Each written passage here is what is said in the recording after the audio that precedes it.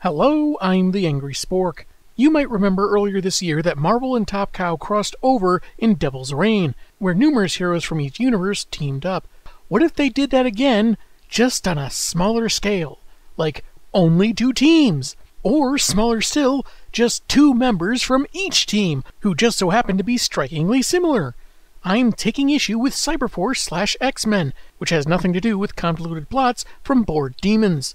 Let's see if this comic makes us want to turn the page, or turn our heads.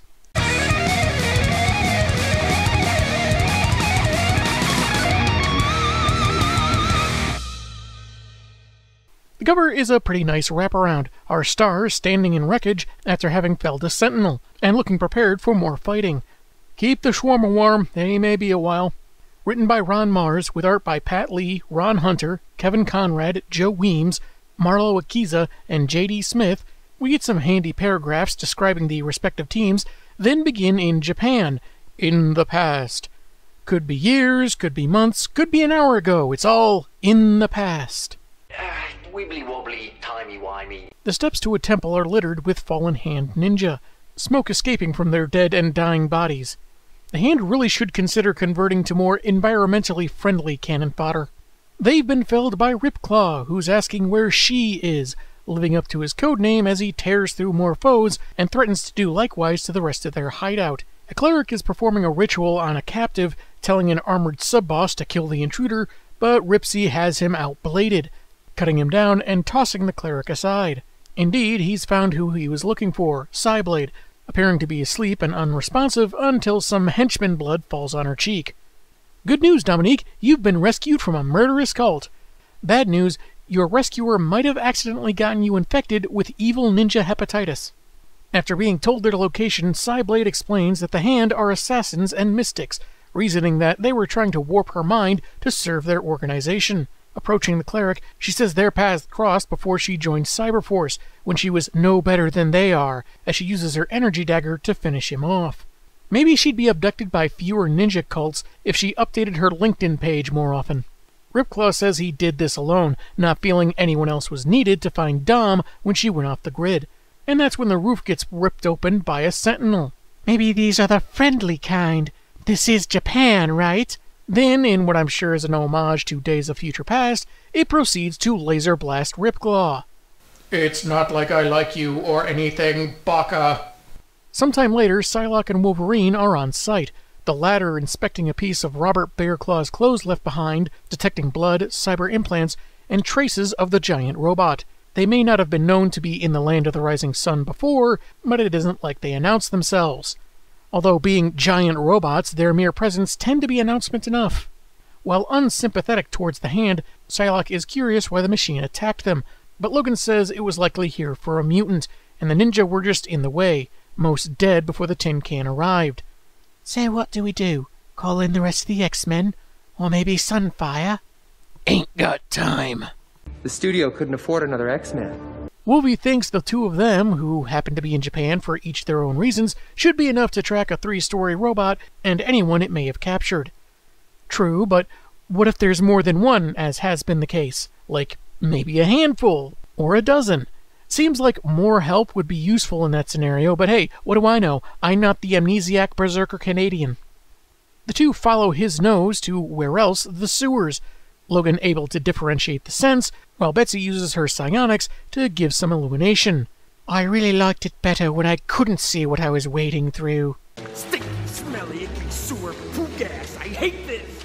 She then kind of hangs a lampshade on the situation, how, even for their crazy lifestyle, it seems particularly outlandish that Sentinels would be beneath Tokyo, which connects to something that at first seemed like a plot hole. Considering how confined these 2 are, I was curious how they tracked the aforementioned 30-foot mechanical menace that couldn't possibly have fit in these tunnels. Thing is, they come across an access tunnel, which is probably where Logan was picking up the scent, because at the other end, they find an enormous facility, with various monitors and machines, as well as 2 dormant Sentinels in their giant lazy boys. Or lazy bots in this case. Right next to them on this 2-page spread are Ripclaw and Cyblade in containment units, for when you want to marinate your enemies for a few hours before exterminating them. We get this rather dramatic panel of Wolvie popping his claws, taking up about half the page, Feels a bit excessive, but hey, it's Wolvie. And he breaks the strangers out so they can make introductions. Wolverine or Logan, take your pick. Can I pick Hortense? She's Psylocke. Cyblade. Hello, lawsuit. Ripclaw thanks them for their help, adding that he didn't even know what the Sentinels were called, only suspecting they weren't with the evil ninja. We were having a disagreement with a group called the Hand. They wanted to keep their internal organs. I disagreed. I've been on the receiving end of the Sentinels' tender mercies. Ain't much fun. Worst shiatsu experience I ever had. How they got their masseur's license, I'll never know. When told the robots specifically target mutants, Cyblade clarifies that she and Robert aren't of that portion of humanity, cybernetic enhancements notwithstanding. It's theorized that perhaps these two bots were part of a sleeper cell Bolivar Trask set up years back, using outdated programming, or perhaps they're malfunctioning, or the CyberForce's genetic sequences are close enough to the X gene to confuse their sensors. And weirdly, this dialogue is attributed to Cyblade, who, like her teammate just said, didn't know anything about the Sentinels. My guess is that Psylocke was supposed to be saying all that, and the bubbles just got misattributed to Cyblade. They're so similar, even the creators of the book got them mixed up. Whatever the reason for their capture, it becomes less important as the Sentinels reactivate. You probably should have been chatting about this while leaving the evil facility, right guys? I thought you lived at the school. This leads to a brawl that literally bursts out from beneath the streets of Tokyo, citizens running from the chaos. The heroes slash, they stab, Logan gets point-blank blasted into a nearby shop, with Ripclaw thinking that's the end of him, but Betsy mentions he's a quick healer. Of course, staying true to that statement, the ticked-off knucklehead launches himself back at the machine, taking it down. Hey, Tin Woodsman! I'm sending you back to Oz in pieces. As for the other bot, Ripclaw takes out its legs, while Cy's Blade and Locke use their energy weapons to finish it off. Logan approaches the strangers, apologizing for them getting dragged into one of the X-Men's problems, though they did handle themselves quite well in the fight. I mean, it took 3 of you to take out one, while I was all by myself against the other, but hey, it's not a competition. How many movies have you starred in again? They may not be mutants, but they're close enough that he offers them a place to crash at the Xavier School. Spider-Man from the 1994 animated series has entered the chat, and he has some questions. There's even a meta line about the potential confusion of having 2 claw guys and 2 energy dagger-wielding women on campus. So while I never really saw the similarity between Ripsy and Logan, it does at least acknowledge how Cyblade looks like Psylocke's alternate skin in a Marvel vs. Capcom game. The CyberForcers respectively decline the offer, having their own affairs that need their attention, and the comic ends on a splash page of Robert and Wolvie shaking hands, and suggesting maybe they'll meet again, as the background is split between parallel images of their teams. That was CyberForce / X-Men, a more subdued crossover in many ways, but a fine story all things considered. A case of mistaken genetic identity, which isn't something you see every day, and whatever technological alterations as well as alien DNA that made CyberForce what they are, fooling the Sentinel sensors is a nice way to make this team-up happen, and setting it in the vague past is why we get the non-crazy evil Ripclaw, unlike in the JLA crossover. So it was so long ago that Robert was still a good guy, but not so long ago that they lived in a different universe from Marvel like in Devil's Reign. Oh no, I've gone cross-eyed.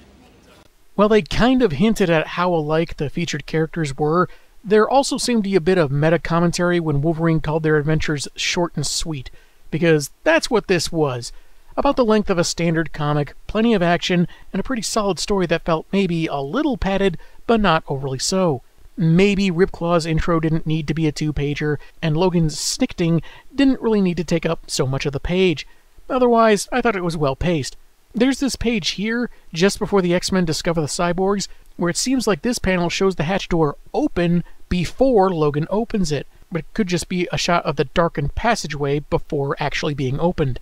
I liked the art, not too exaggerated, didn't lean very far into cheesecake, despite the female leads involved, and the biggest problem I could really find was that Wolvie's X-themed belt buckle seemed to disappear sometimes. But regardless, that scene of him casually riding the Sentinel he took down was freaking cool. All that said, it did feel more like a standard X-Men comic, but with some guest stars from another publisher. And maybe there's a marketing element to that. If you don't know what a backdoor pilot is, It's when creators of a TV show have an episode focused entirely on one or more characters to test the waters for their own series. Sometimes they're brand new characters, or they might have been recurring characters they see potential in. For example, when Bones introduced Walter Sherman, a guy crazy good at finding things in people, that was the launching pad for The Finder, a series which lasted 1 season. The backdoor pilot is attempting to use an existing series' popularity to launch an entirely new one. It's not a perfect comparison, since CyberForce already existed before this, but that's kind of what this feels like, since the story is followed by the uncolored pages of Speed Reading by Mars and Lee, which is meant to bridge the gap between JLA/CyberForce and the first issue of the 3rd volume of the latter's title, with the finished version set to appear in a trade. It's basically Corinne, aka Velocity, writing in her diary about some of the events, like the team finding out the alien element and their origins, and Ripclaw turning evil. After that is a cover gallery, several alternate covers to the first few issues of their title. Think of it like the product recommendations you get on Amazon. Like Wolverine and/or Psylocke? Try Ripclaw and Cyblade! Merchandising. Merchandising? What's that? That may sound a tad cynical, but I'm not saying there's anything necessarily wrong with it. Like I said, the story is about as good as any other decent single-issue X-Men story I've read, and perhaps it benefited from being more succinct, especially if it didn't intend on any deeper themes to convey like with the League. Our mutant heroes are well represented, but I don't have a lot to go on for either of the cyborgs, whether or not they're appropriately written. I wouldn't call them offensively bad or boring, only that they didn't really stand out to me. At worst, I could say that Ripclaw's personality seemed very vague, though occasionally Wolverine-light. This was still an enjoyable read, and if the impetus for it was Ron Mars wanting to draw attention to a new ongoing he was writing, well, I've read worse stories with far less enjoyable reasons behind them. I'm the Angry Spork, and man, have I got issues.